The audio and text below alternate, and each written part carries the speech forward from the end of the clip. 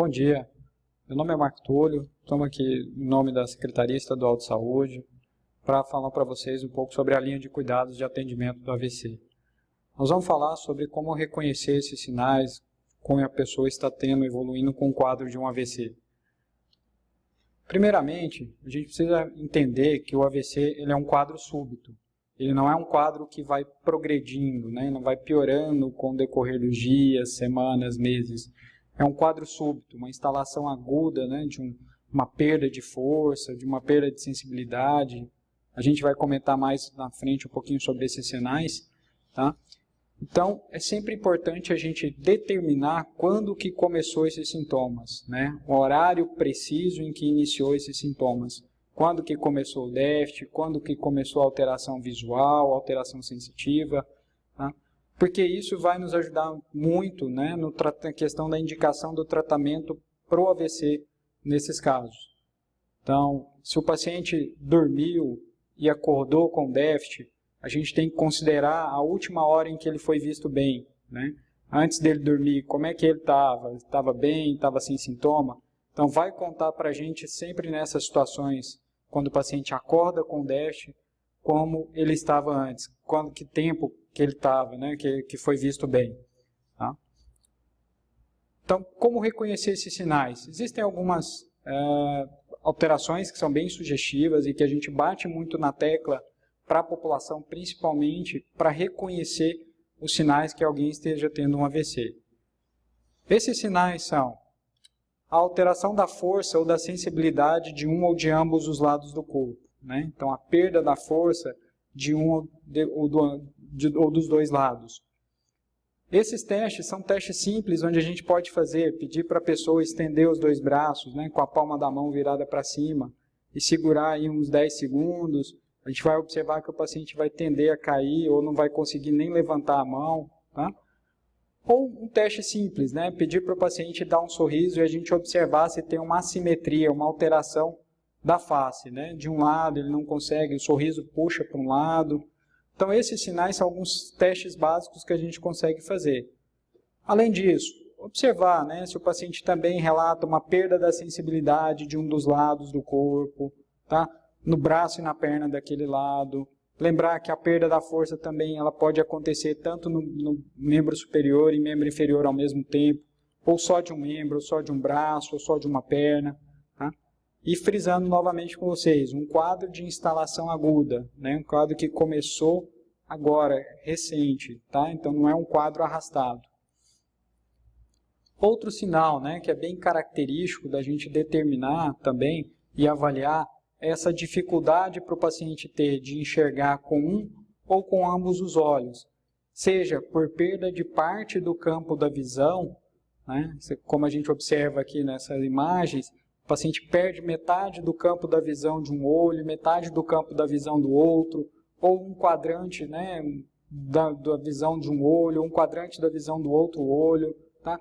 Ou uma perda global, né, uma cegueira cortical, cegueira, né, uma perda da visão ali completa que esse paciente vai ter. Então, isso acontecendo de forma aguda, vai nos chamar a atenção também para que esse paciente possa estar tendo um AVC. Outra, dificuldade para esse paciente em falar, né? Aquela dificuldade para ele em conseguir articular as palavras, ou seja, vai falando muito pausadamente, enrolado, com as letras trocadas, tá? Essa dificuldade dele de se expressar de forma correta, como se a língua tivesse travada mesmo, enrolada aí, tá? Na hora de falar. Outra, essa confusão ou dificuldade para se entender.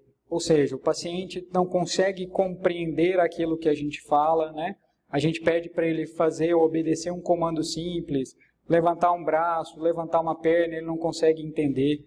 Ou a gente pede para ele, fala uma frase para mim, o céu é bonito, e ele não consegue nem compreender o que você está pedindo, ou quando ele vai falar, a fala sai totalmente contrário daquilo, ou nada conexo com aquilo que a gente pediu para que ele falasse. Então esse também é um sinal importante a gente observar isso.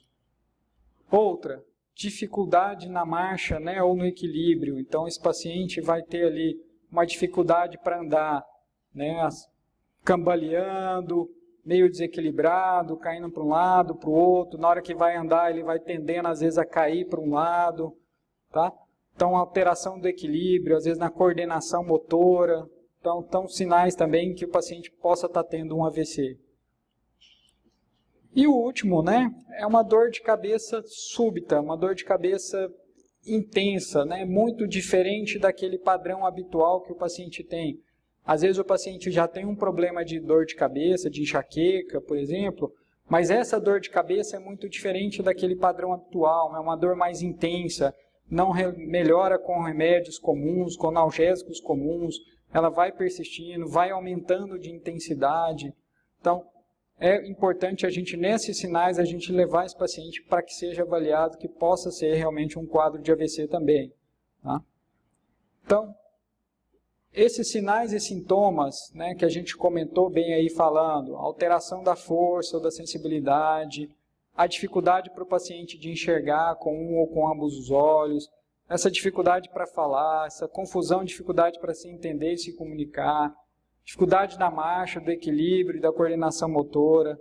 Então, esses sintomas, né, ocorrendo de forma aguda, de forma súbita, né, recente, não coisa de evolução como a gente comentou, de meses, de dias, de semanas, mas agudo, recente, tá?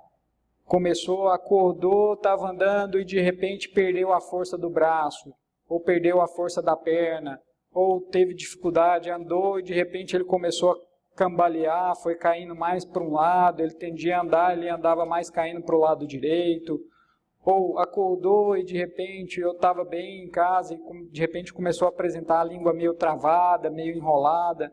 Então, lembrar sempre, início súbito, tá? E a gente determinar, o mais importante, quando que isso começou, porque isso vai ser fundamental para o tratamento do AVC, no caso principalmente do AVC isquêmico, em que a gente consegue fazer um tratamento mais específico e reverter esses sintomas para que o paciente saia ou sem sequela nenhuma ou com o mínimo de sequela possível.